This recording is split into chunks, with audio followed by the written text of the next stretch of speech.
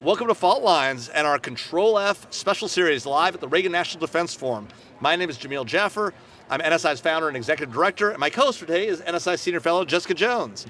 This year at NSI, we've created a crossover between our two podcasts, Fault Lines and Control-F, for a series called Modern Deterrence, Allies, Innovation, and the Future of Defense.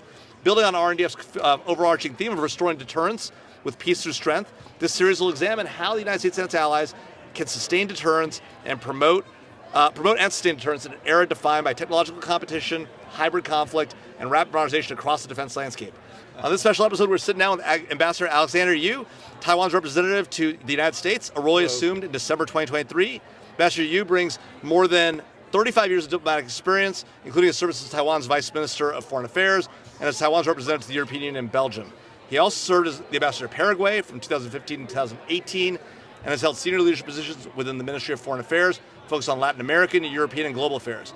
His overseas assignments in New York, San Salvador, and Geneva reflect a career dedicated to expand Taiwan's global partnerships and strengthening its international presence. Ambassador, thanks for being here. No, it's a pleasure, Jamil and Jessica. Nice to be here. Really great to have you here. So, Ambassador, Taiwan sits at the center of a strategic competition in the Indo-Pacific, with the Chinese PLA conducting increasingly complex and persistent operations, threatening Taiwan, including military activity and the like. As you look at the regional security environment, how does Taiwan view the current deterrence environment? What elements, military capability, allied cooperation, economic resilience, do you see as the most critical in the years ahead? Well, first of all, I want to state that the people of Taiwan were peace-loving, and we don't want any trouble. But this conflict between People's Republic of China and my country, officials named Republic of China, it's been ongoing ever since the national government transferred its seat of government to Taiwan in 1949, when the People's Republic of China became a People's Republic. And we've been at it like this for 76 years. So it's not something that just started recently. It has been for this. Obviously, the aggression has increased in the last few years, right, because the People's Republic of China, the PLA, the people of the Republic of China have engaged in one of the largest expansions of the military in peacetime, historically, comparable to maybe Napoleon or Hitler during peacetime. So their expansion of the military has a purpose, is to expand their influence across not only Taiwan, but impose their will on the rest of Southeast Asia, probably beyond. It's not for nothing that they have at least 3 aircraft carrier groups, and probably more. Right. One more on the way. So they have very ambitious objectives, and we're obviously one of their main targets. Historically, Taiwan was part of China, but people of the Republic of China have never ruled or had any sovereign control over Taiwan since 1949 when they became a republic. Right. So their claim on Taiwan is bogus. I was recently with the former president of Mongolia, and they said, well, the claim of the PRC on Taiwan, if they have a claim, then I have a claim on China, because Mongolia at one time with the Mongol Empire included China. So that's a sort of a bogus thing. I love it. But again, Xi Jinping's this big China dream, realization of the Chinese renaissance or greatness, this is his personal thing, and he wants to accomplish that China is big again, and Taiwan is first and foremost on his primary target, but it goes beyond. We're the first island chain, it goes beyond that, and so it's not just about Taiwan, it's about Japan, it's about the Philippines, and you'll see this conflicts popping up everywhere. So the Chinese are more ambitious. But what we're doing in terms of deterrence, we are increasing our capabilities to defend better ourselves. But so are other countries, Japan, Korea, even the Philippines, Australia. But the Chinese, our president announced a $40 billion additional defense acquisition supplemental that we just delivered to our Congress for passage. It's huge. It's huge. But the Chinese immediately said, the Taiwanese, we are sort of creating conflict, creating tensions. But no, this is a reaction to what they're doing already for many years. Flying jets and sending ships across the center of the straight line, They're buzzing our identification zones constantly on a daily basis. There are 40, 50 flights a day sometimes. There's ships all over Taiwan.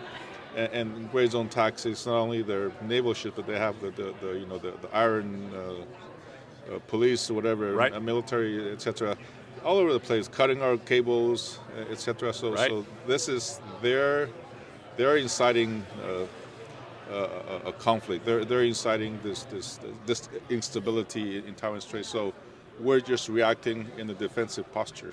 But obviously, so is Japan willing to increase their defense. What the United States is asking us to share the burden of our own defense, I think it's reasonable, and we are doing just that. I think, our audience would learn a lot. I think when we read the headlines, it focuses on the military pressure that Taiwan's under. But, we talk about cyber attacks, disinformation, economic coercion that Taiwan's facing from the PRC. Maybe if you could speak a little to that so our audience can learn a little more about it. Yeah, well, you hit exactly the right point. Most people see the Chinese PRC aggression on Taiwan and the rest as the military aspect, the ships, the planes buzzing, surrounding Taiwan. But actually, the aggression is more than just the military. It's what you just said: the gray zone tactics, the cognitive warfare, the media, the infiltration of people, trying to influence our politicians, etc., and cyber attacks. All of that's already ongoing. So actually, the war has already started, if you count that in. We've been. Taiwan is one of the heaviest recipients of cyber attacks in the world. They hit us a couple million times a day or something like that. But we've been able to deal with it, especially on, for example, fake news. The best way we've learned is to disclose it as soon as we receive, any hints of, for example, our president is on TikTok talking about how great they are, how bad is Taiwan. Well, that's fake news. But immediately you have to say, well, this is fake. Don't believe that. And not only from government agencies, but we also have civilian NGOs and civil entities that does exactly the same. Adds credibility to what we're saying. And that's important. And also have awareness for the population that these are constantly things that the Chinese are doing. For example, they're propagating this called Doubt America theory on social media, that the United States is an unreliable partner. All you want to do is sell us expensive weapons that late in arrival, but once the conflict starts, and they say that's a conflict between the two giants, the United States and China, that we're squeezing between we're the victims, we're blaming it on the United States. But when conflict starts, you'll nowhere near see the Americans helping us, because all they wanted was profit. That's recurring rhetoric that happens in Taiwan. But obviously, people are well versed, and we know what's happening. But it does get to some people, and same here in the United States. We noticed that there's been some articles and comments about Taiwan not worth defending. That we're not doing our part to defend ourselves. Why should our troops shed blood for Taiwanese? But that's a small opinion, but that's the thing they're spreading, and that's one thing that we have to be very well aware and counter that. And what they do to us, all of these aspects of aggression, they're doing it to you too. Just for example, you're seeing the Volt Typhoon, Salt Typhoon, things that are embedded in your infrastructure. These sort of cyber mines that if they want to, turn it on, it will create chaos in your infrastructure. Things like that. They're doing it to us too. So this is a constant challenge that we face from their side, but they're doing it constantly. For example, the rare earth minerals. Yeah. This didn't happen this year when President Trump decided to do the tariff negotiations. The Chinese have been doing this for decades. They've been preparing the terrain. They've been buying off companies from other countries and hoarding, and that they have a majority stake in terms of rare earth processing. And then they found this was the right time to. The choke point was right now, and they're doing it. So this is like 20 years in the making. So you have to be well aware of their intentions. So, the U.S. and Taiwan over the recent years have engaged in steadily deeper cooperation, security assistance, training, industrial and technological partnerships. From your vantage point here in Washington, where do you see the greatest opportunities for expanding U.S.-Taiwan cooperation? Obviously, there's a major commitment being made by your country, and I say that intentionally, to defending yourselves. So do you see it in policy changes, joint programs? Is it sending you some of the gear that you might buy through that commitment? What would have the most meaningful impact on Taiwan's long-term security?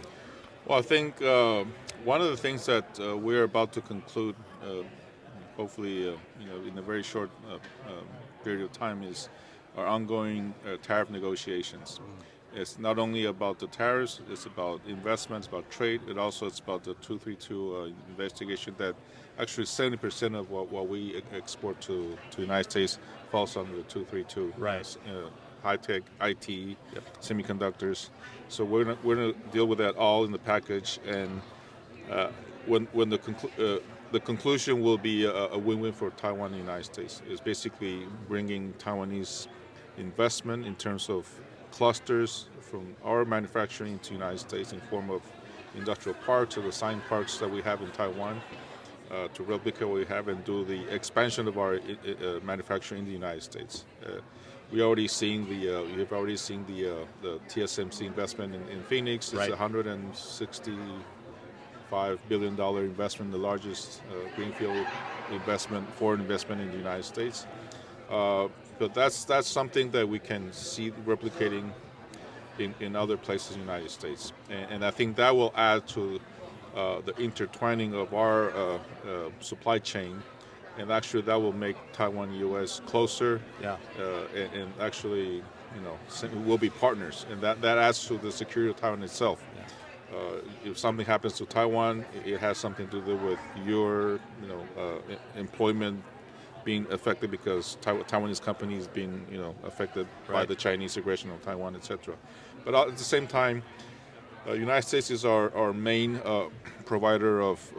We buy weapons, military equipment from the United States mainly, and that's based on the Taiwan Relations Act that was passed in 1979. When unfortunately we ended relations between United States ended relations with my country in 1979, but Congress passed TRA. Right. So it's 46 years now, and at the same time, and it stood by it. It stood by it, and it's the law of the land. Right. But also now that we're here in the Reagan Library, President Reagan also had given us the 6 assurances, which was very important in the United States, assuring Taiwan that it will stand by our side as long as we're free democratic society, and not let the Chinese communists get their way on Taiwan.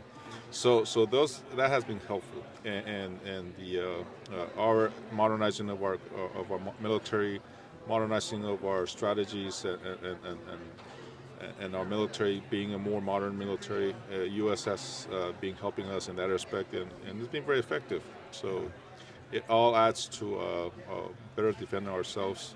And again, we're here at the Reagan Library again.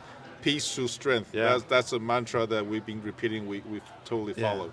Well, we've been talking about the tariff deal now for a while. How far do you see it away? Is it imminent? Are we close on? Are the two sides close? Yeah.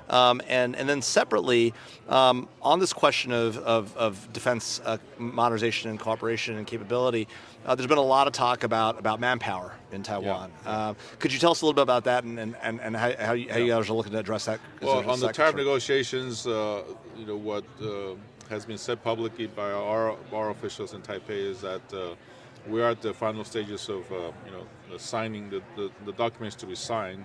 We're sort of exchanging notes between ourselves on the language that we're going to sign.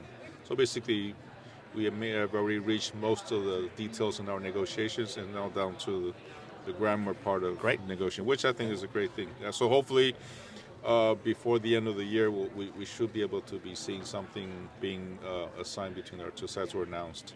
In terms of manpower, military equipments, we're buying a lot from the United States, but we're also producing a lot from Taiwan ourselves. And United States, as you have a renaissance in your industrialization to make it be able to do things in scale and volume again, we're also talking with the United States about doing co-production, co-development in Taiwan. And actually today in this wonderful Reagan Security Forum, I've been talking to with a lot of the companies who were present here precisely about that, how we work together. Eventually some of them could be produced in Taiwan. It will all help with that. In terms of manpower, I think we're okay. You know, again, we're 23 million people, an island the size of Maryland. Yeah. Obviously, the Chinese are much bigger, but we're also encouraged to see what a smaller country can do to fend off a larger one, such as Ukraine, against the Russians. So again, it's to be better equipped, better trained, have a better strategy. And now with modern technology such as UAVs, which again with the Ukrainian experience, we are doing a lot of work together with other friends in terms of UAV production. We have our own UAV industry, but just Taiwan itself, we don't have enough volume. So it's working with other friends, US, some Europeans, to have this non-red supply chain. Zero Chinese components in our UAVs or unmanned vehicles, and that's the next thing. And it sort of adjusts precisely with what President Trump has announced a couple of days ago about UAV doing it large scale. So we are on board. Also AI, it's a big thing, and I'll probably talk to a little bit about that later on. But AI dominance, AI policy. What the U.S. wants to do is, and I think it's important for the democratic, like-minded partners to make sure that this AI development in the future always stays on this side, the dominance, because we can't let the Chinese dominate AI, because what they do with AI is not what we want. Right. It's controlling the people, censure, vigilance. And that's not what we want. We want AI to help our humanity have a better assisted living, and that's the role of AI. So you've touched on, focus on rebuilding and strengthening the defense industrial base on the island, and of course, we talk about defense modernization generally, changes, reserve force reforms, changes in training, things of that sort. What are the modernization kind of priorities that you see the country having, in addition to strengthening the defense industrial base? Well, first of all, we're changing the entire mindset of our military, because the military that we have came with President Chiang Kai-shek back in the 40s, and our military still had this continental mindset in terms of military strategy and doctrine. And in the last few years, we've been trying to, with help of many friends, including the United States, is to adapt our military forces island defense. And so, for example, we have a truly civilian Minister of Defense nowadays, Wellington Koo. He's a lawyer, and he's being in charge of making these changes. Obviously, militaries are very strong on tradition, so changing is, but it is changing. So if you look at the latest military exercise we've had this year, you can see that there's been some changes. For example, now we're doing civil defense involving the reserves, involving the civilian population in terms of exercises, because this is a whole society issue, it's not just the military. And we've learned from Ukraine, from other European countries, the Nordic, the Baltic countries, and what they do with civil defense. And that's an important change of attitude and mindset, and that is important. Again, we're not trying to scare our people. It's like, the Reds are coming, so run. No, it's that we should be mindful of what may become the threats that are 100 miles away. But at the same time, life goes on as usual. Foreign investment is strong in Taiwan. But we've also issued recently this a booklet on civil defense. And one of the pages, we took it from the Swedish, and it says, Well, the Swedish booklet says if you see your king or your prime minister go on TV and say the enemy has invaded, they're too strong, surrender. It says, well, make sure don't worry, that's fake because your king will never ask the subjects to surrender. And we have one page saying if president asks you to surrender, don't believe that because that's fake news. But again, it's sort of have a mentality that there is a possibility of aggression, and we need to be prepared. How does that whole society? I mean, that's a complete, like you said, change in mindset. How what's the response? Is it a slower process than you anticipated, or the government anticipated? Well, yeah, of course. Again, there was this worriness that we would be creating chaos or seeding fear in the population, but for example, during presidential elections, President Tsai, she decided to increase the conscript serving time from 4 months to a year. That was happened during the election time, and actually, she took a risk, but the public's reaction was very positive. And also we're opening classes on civil defense and how to do first aid or what to do in times of crisis. These workshops and people basically tend to accept it. But I think one thing changed the whole picture in Taiwan because again, it's been 76 years. So people, this is daily life. We were born and it was like this, so no big deal. But the Ukraine, the Russian invasion of Ukraine changed that. When people saw on TV that Kiev and all the cities in Ukraine, it's a modern city, we're in the 21st century. You see the missiles hitting people, having been displaced into other countries and etc. So, well, this can happen nowadays. So again, it's sort of a mirror to what could happen to Taiwan. So people are more aware, more accepting that we should be preparing for something. Not to panic, but again, peace through strength means the better you're prepared, the less will happen, the least possibility will happen. Same with civil defense. Well, Ambassador, you mentioned Ukraine, and one of the things that we really didn't see as much of, except in the early days of Ukraine, was a really aggressive cyber operation, or at least a really aggressive, successful Russian cyber operation, in part because we had hardened their infrastructure and prepped them ahead of time. You're in one of the most contested cyber environments anywhere in the globe, and China being one of the most capable cyber players out there. How do you think about the threat in the cyber domain, and in particular the threat to critical infrastructure, and how do you feel Taiwan's preparation for that threat is? You mentioned Volt Typhoon itself. That happened in the region. Right. The actual destructive capability for the first time. We'd seen it previously with the Russians. First time seen for the Chinese. Do you feel like Taiwan is prepared? And to the extent that the U.S. and Taiwan ought to collaborate more on that issue, like we did in Ukraine ahead of time, what more might we do? Well, as I mentioned earlier, Taiwan is probably one of the most cyber-attacked places in the world. Yeah. Actually, Ministry of Foreign Affairs, the agency I used to work for before I retired, it was the most attacked government agency in Taiwan. Yeah. And actually, when when Speaker Pelosi visited Taiwan a little over 3 years ago, she arrived in the evening, but during the day, this big LCD panels, that displays the train hours at the train station. The 7-Eleven stores that had these panels, that in shows the windows.